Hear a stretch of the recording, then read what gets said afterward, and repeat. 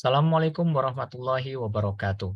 Pada kesempatan kali ini saya akan memberikan penjelasan kelanjutan dari kerajaan Islam di Nusantara dan bukti-bukti peninggalan kerajaan Islam di Nusantara sebagai kelanjutan dari video sebelumnya. Kerajaan Islam di Nusantara sebelumnya itu di video dibahas tentang kerajaan Mataram Islam.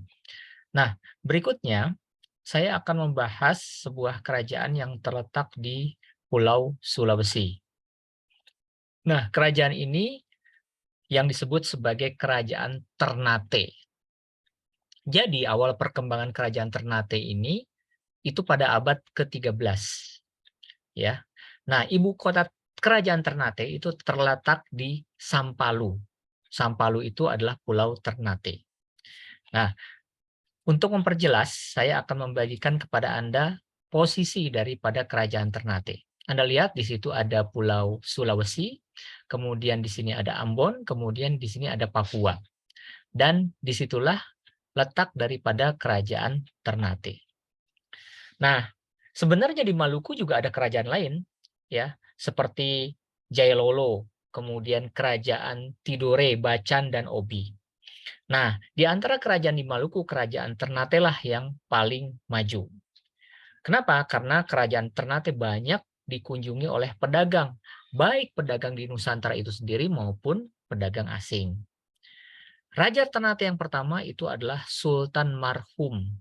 Itu antara 1465 sampai 1495.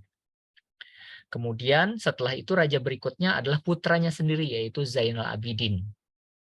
Nah, pada masa pemerintahannya Zainal Abidin itu giat menyebarkan agama Islam ke pulau-pulau yang ada di sekitar Ternate. Anda lihat di peta, di situ banyak sekali pulau-pulau yang ada di sekitarnya. Bahkan itu kan lebih dekat kalau misalkan ke atas lagi itu masuk ke Filipina. Nah, bahkan sampai ke Filipina bagian selatan yang sekarang kita sebut sebagai Moro. Makanya Filipina bagian selatan itu banyak Muslim karena itu merupakan efek dari aktivitas Raja Zainal Abidin yang giat menyebarkan agama Islam. Nah, Raja Zainal Abidin itu memerintah hingga tahun 1500 Masehi.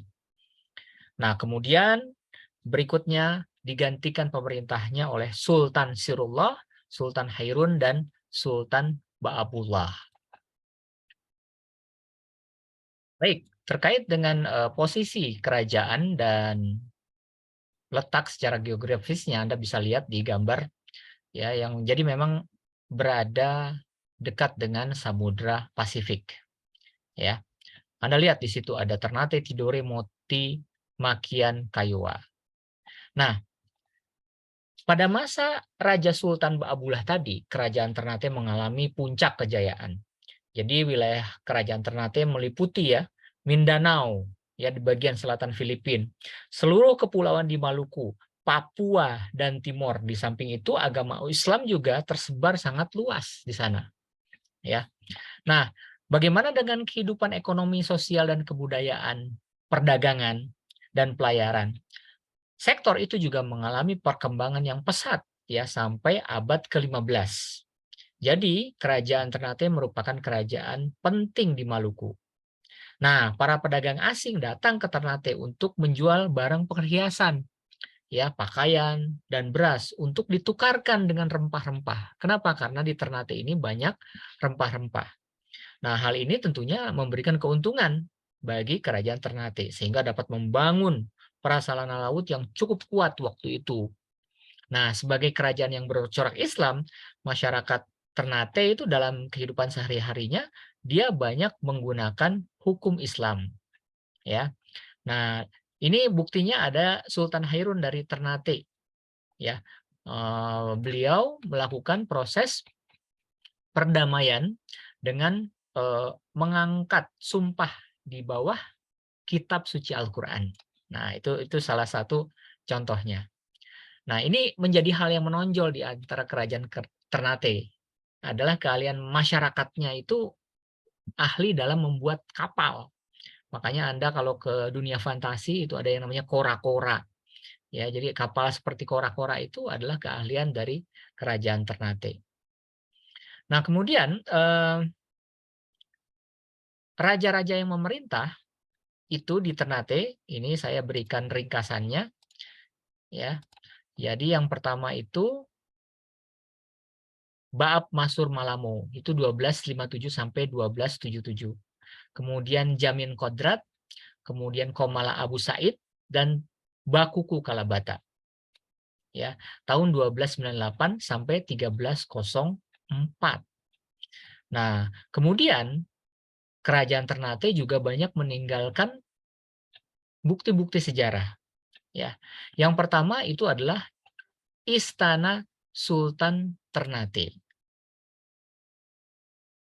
Anda ingin tahu sampai sekarang itu masih ada peninggalannya, yaitu Istana Sultan Ternate. Nah, ini adalah bentuk dari Istana Sultan Ternate.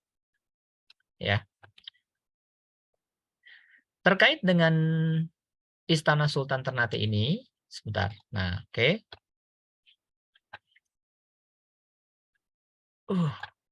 Baik.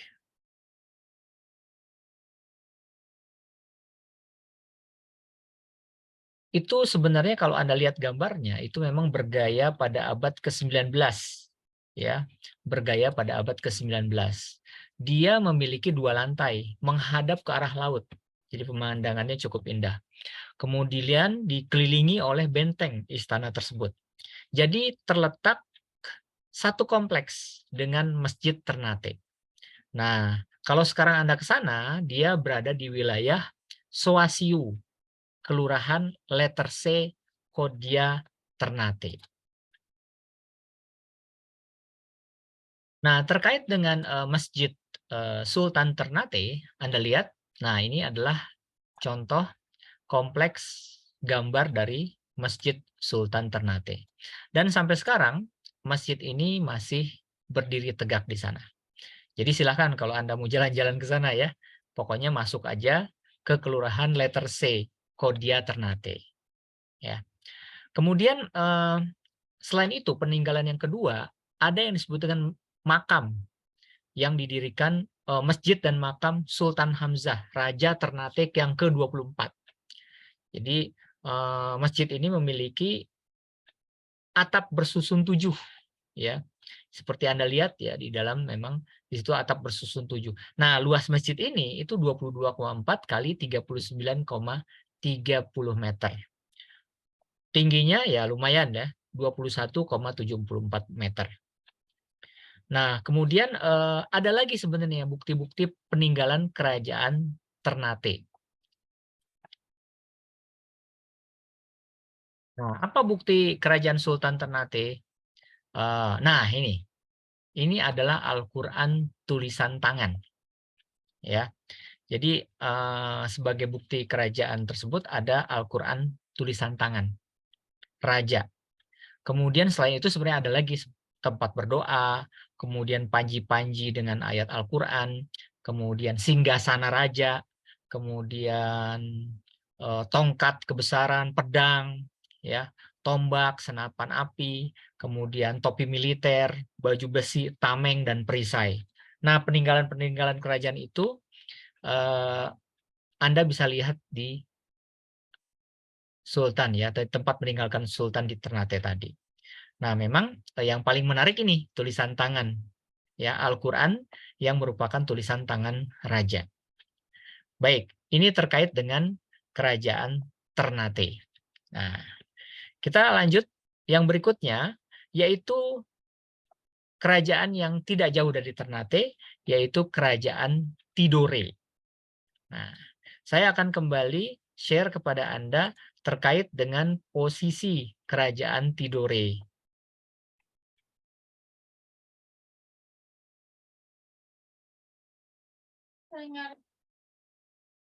Posisi kerajaan Tidore itu ada di bagian selatan, ya, di bagian selatan.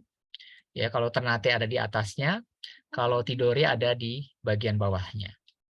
Nah, memang kalau dibandingkan Kesultanan Ternate ukurannya lebih besar daripada Kesultanan Tidore.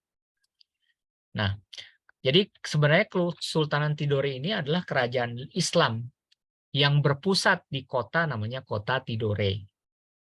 Kalau sekarang posisinya ada di Maluku Utara, ya. Nah, kejayaannya itu sekitar abad ke-16 sampai abad ke-18, ya.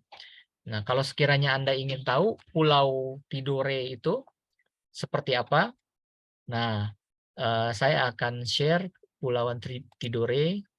Nah, seperti ini kepulauannya. Ya, jadi bulat ya bentuknya. Nah, kemudian di sini ada satu pulau kecil namanya Pulau Maitara. Nah, itu Anda bisa ke kawasan ini sebenarnya saat ini, ya, jika ingin berkunjung. Nah, kemudian Kerajaan Tidore ini sebenarnya menguasai ya sebagian besar Halmahera Selatan, kemudian Pulau Buru, Ambon, dan banyak pulau-pulau pesisir di Papua Barat dia kuasai. Ya. Nah, jadi kalau sekiranya di Maluku terletak antara Sulawesi dan Papua. Sebelah barat Pulau Halmahera, Maluku Utara. Nah, secara geografis memang Kerajaan Tidore ini terletak di Kepulauan Maluku. Nah, letak tersebut memang sangat strategis dan penting dalam dunia perdagangan pada zaman itu. Nah, jadi saat itu kan Kepulauan Maluku merupakan penghasil rempah-rempah terbesar, ya, sehingga disebut sebagai the spicy island, ya, pulau pedas gitu ya. Nah, rempah-rempah yang menjadi komoditas utama dalam dunia perdagangan saat itu, sehingga banyak pedagang-pedagang asing yang ingin untuk membeli rempah-rempah atau bertukar dengan masyarakat yang ada di Tidore. Nah, jadi karena adanya perdagangan tersebut, Islam meluas ke Maluku, ya, seperti ke Ambon, Ternate, dan Tidore. Nah, tentunya keadaan itu akan mempengaruhi kehidupan masyarakat, baik sosial, politik, ekonomi, dan budaya. Terkait dengan raja-raja yang pernah memerintah di Tidore, di sini saya akan share ada beberapa. Yang pertama adalah Kolano Syahjati alias Muhammad Nakil bin Jafar As-Siddiq. Kemudian Kolano Bosa Wange. Kemudian Kolano Syuhud alias Subu, dan Kolano Bali Bunga. Nah, itu adalah raja-raja yang memerintah Kesultanan Tidore. Nah, ternyata banyak juga peninggalan sejarah dari kerajaan Tidore ini sebagai bukti bahwa dulu memang ada kerajaan Islam di sana. Nah, peninggalan kerajaan Tidore, nah Anda lihat di gambar. Nah, ini adalah Benteng Tahula dan Benteng Tore, ya. Jadi ini merupakan peninggalan zaman penjajahan Portugis sebenarnya. Nah, Benteng Tore ini dibangun tahun 1512 dan dibangun dekat makam Sultan Zainul Abidin. Nah, jadi letaknya berdekatan, sama-sama dekat dengan Istana Kie, ya, atau Kadatoki. Nah, jadi ini yang pertama adalah peninggalannya. Kemudian yang kedua itu adalah Istana Kie. Nah, ini adalah Istana Kie. Ya, indah ya bentuknya ya. Dan sampai sekarang itu masih ada. Ya, masih ada di Tidore. Nah, istana itu orang-orang sering menyebutnya Kie atau Kedaton Kie. Nah, jadi dia dibangun pada masa pemerintahan Sultan Shahjuante. Anda bayangkan pada tahun 1812 waktu Titanic itu apa tuh? Sekitar 1812 waktu Titanic tenggelam. Nah, itu Kedaton Kie atau Istana Kie itu dibangun tahun 1812. Ya. Nah, itu terkait dengan bukti peninggalan istana atau kerajaan Tidore. Nah, nama lain itu dari istana tadi itu disebut sebagai Keraton Tidore, ya. Nah, jadi itulah peninggalan kerajaan Islam di Tidore, ya. Jadi Ternate, Tidore. Kita bahas yang besar-besar saja, sebenarnya banyak kerajaan-kerajaan yang lain. Kemudian Berikutnya yang ketiga ya, yang kita bahas hari ini yaitu Kerajaan Banten ya, Kerajaan Banten. Nah, terkait dengan letak Kerajaan Banten, Anda lihat Kerajaan Banten itu ada di Jawa Barat, kemudian bahkan sampai ke bagian selatan Sumatera ya, sampai ke Lampung ya. Jadi memang luar biasa Banten ini. Nah, eh, intinya dia berada di ujung barat Pulau Jawa ya, ujung barat Pulau Jawa. Nah, kemudian ternyata Kerajaan Banten ini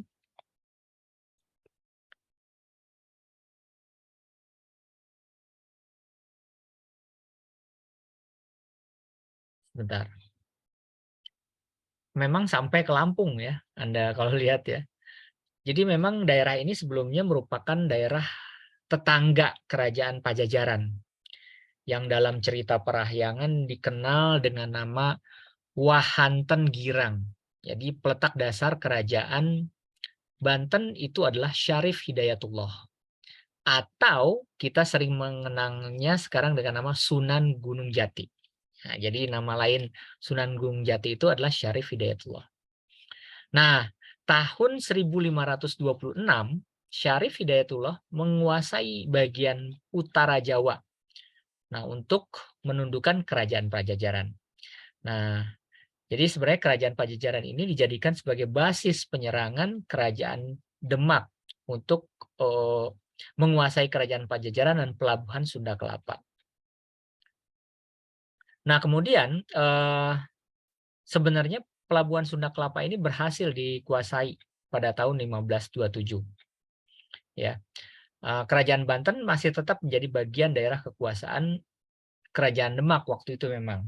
Ya, nah sebenarnya ada beberapa raja-raja Banten yang berkuasa saat itu. Nah, saya akan share siapa saja raja-raja Banten tersebut. Kita mulai. Yang pertama itu adalah Sultan Hasanuddin tahun 1552 sampai 1570. Kemudian yang kedua Maulana Yusuf 1570-1580. Kemudian Maulana Muhammad, kemudian Pangeran Ratu Abdul Mufakir, dan Sultan Ageng Tirtayasa 1651 sampai 1682. Nah, ini yang terkenal ya, yang kita kenal sebagai pahlawan nasional Sultan Ageng Tirtayasa. Nah, itu adalah raja-raja kerajaan Banten. Makanya sekarang Provinsi Banten tersendiri ya, karena merasa bahwa mereka dulu memang memiliki kerajaan yang namanya Kerajaan Banten. Nah, terkait dengan peninggalan Kerajaan Banten, itu memang sampai sekarang kita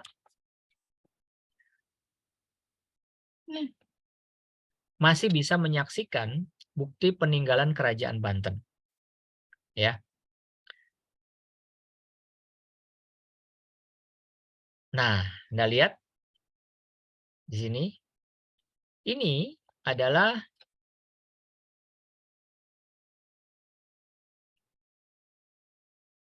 Masjid Agung Banten. Ya.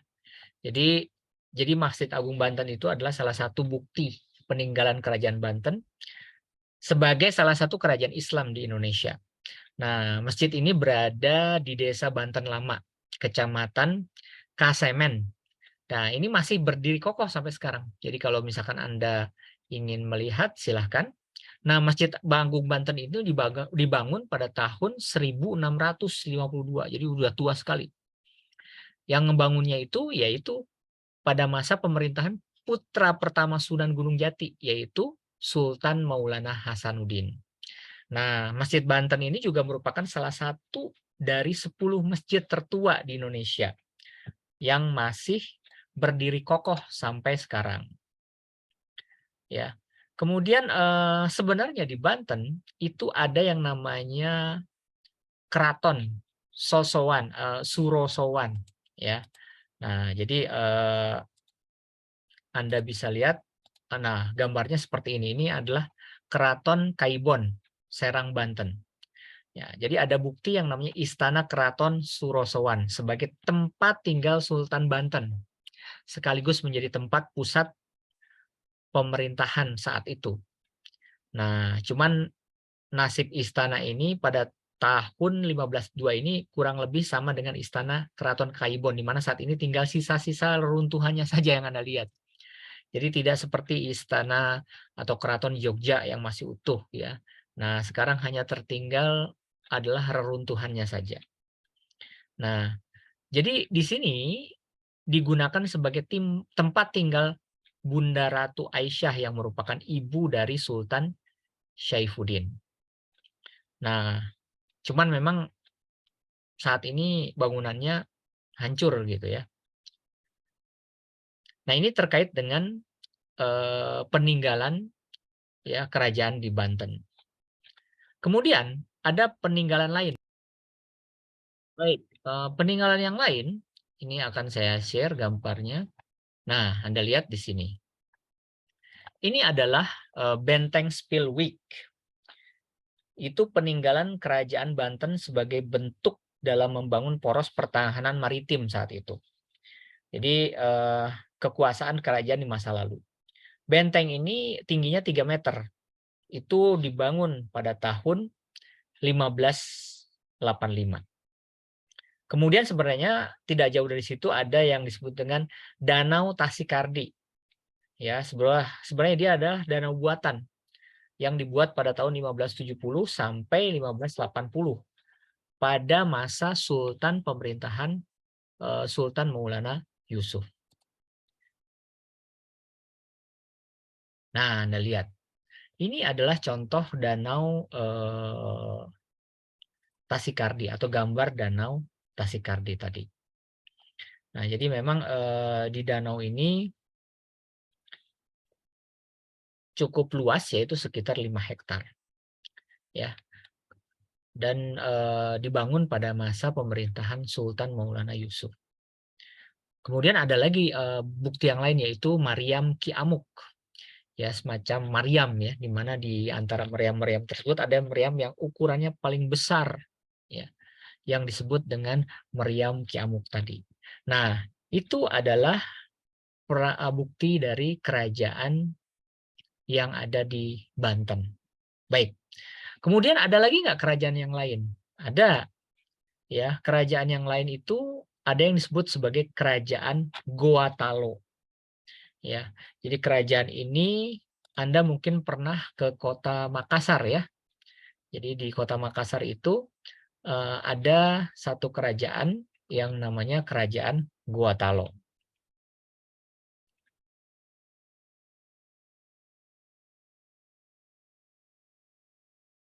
Baik. Nah, ini adalah Pulau Sulawesi. Anda lihat ya. Jadi di sini ada yang namanya Kerajaan Goatalo.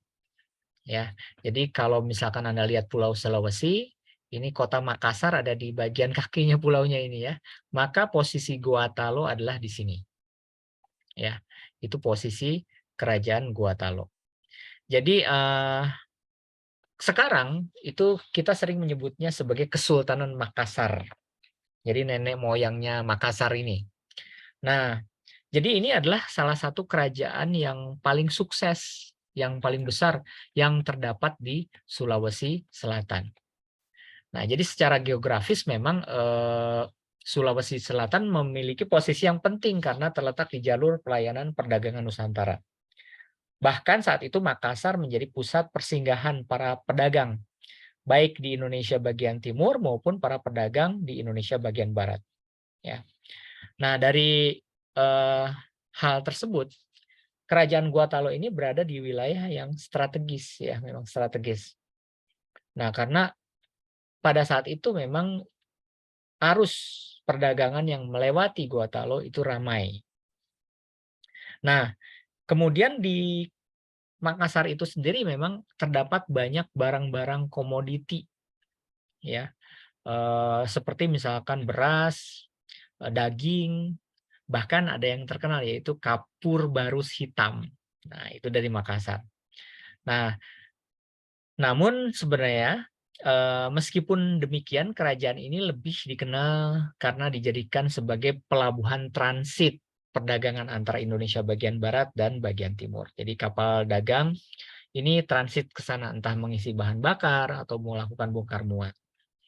Nah, terkait siapa saja raja-raja yang pernah berkuasa di Gua Talo ini, kita dapat lihat ya ada beberapa. Yang pertama itu adalah Tumanurung, itu pada tahun 1300. Kemudian Tumasa Langga Baraya, kemudian Puang Loe Lembang, kemudian I Tuniatabanri, kemudian Karampang Rigowa, dan yang terakhir adalah Tunatangka Lopi, itu pada tahun 1400.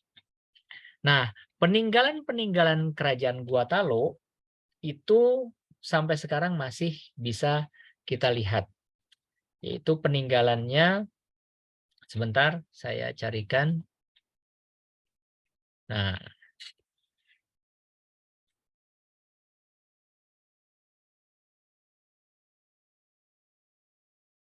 ini seperti ini.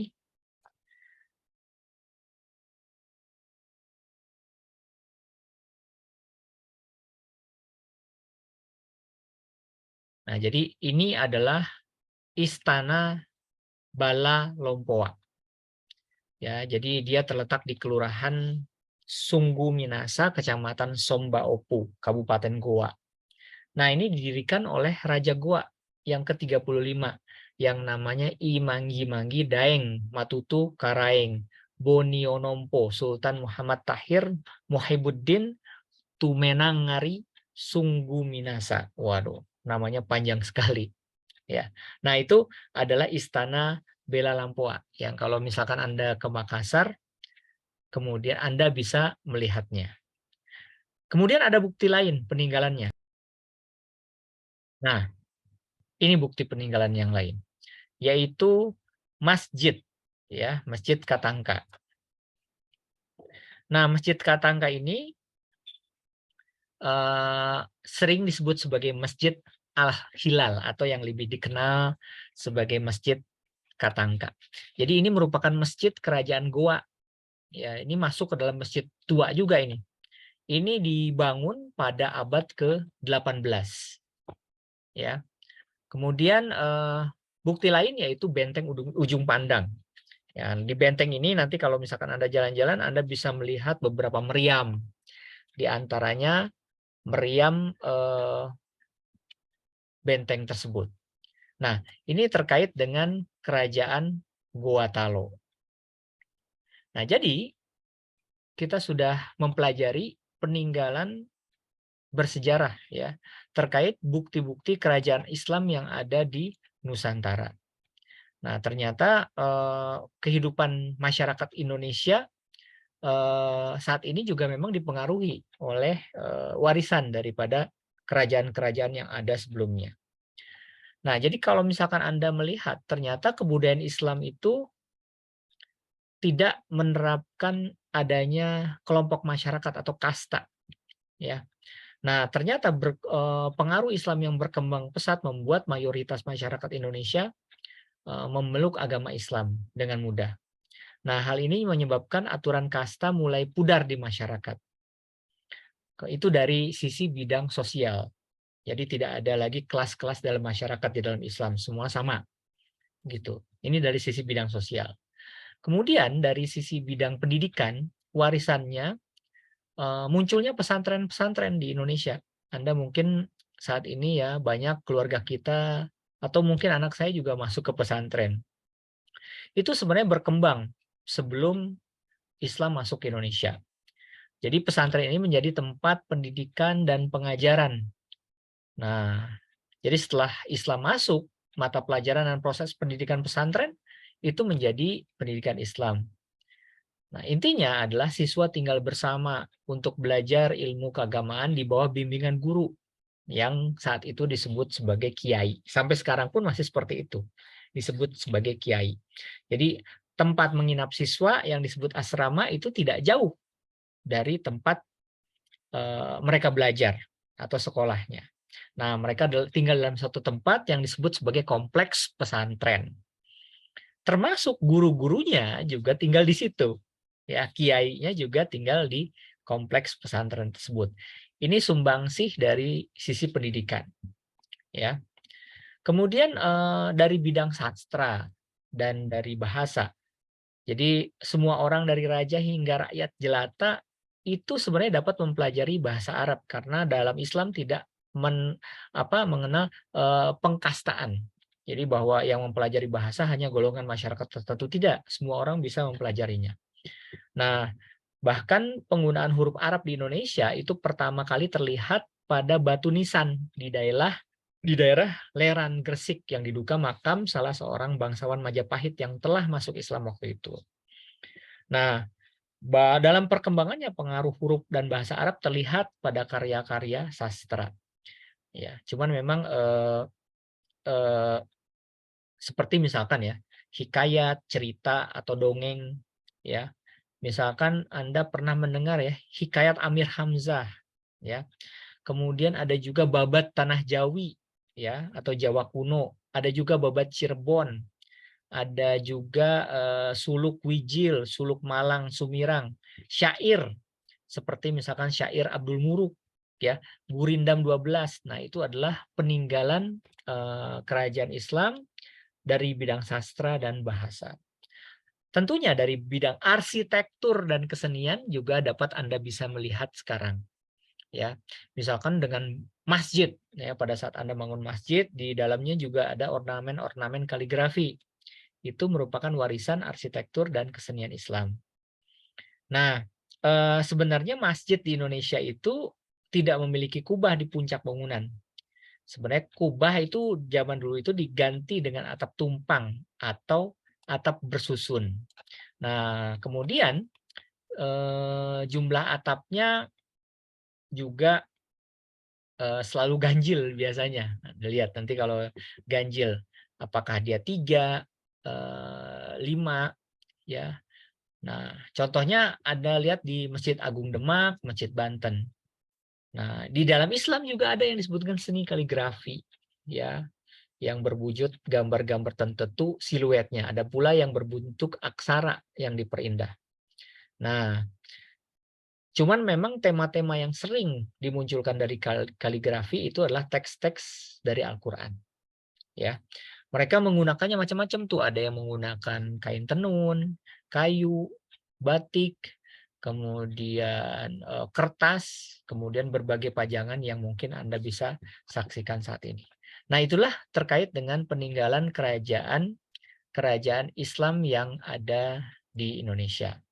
Baik, tetap semangat kepada Afia, Marsini, Azka, kemudian Karsina. Oh ya, Azka ini beda ya. Ini jadi saya ya masih menyelesaikan yang SD dulu. Yang SD silakan bisa meninggalkan grup ini. Tetap semangat belajar.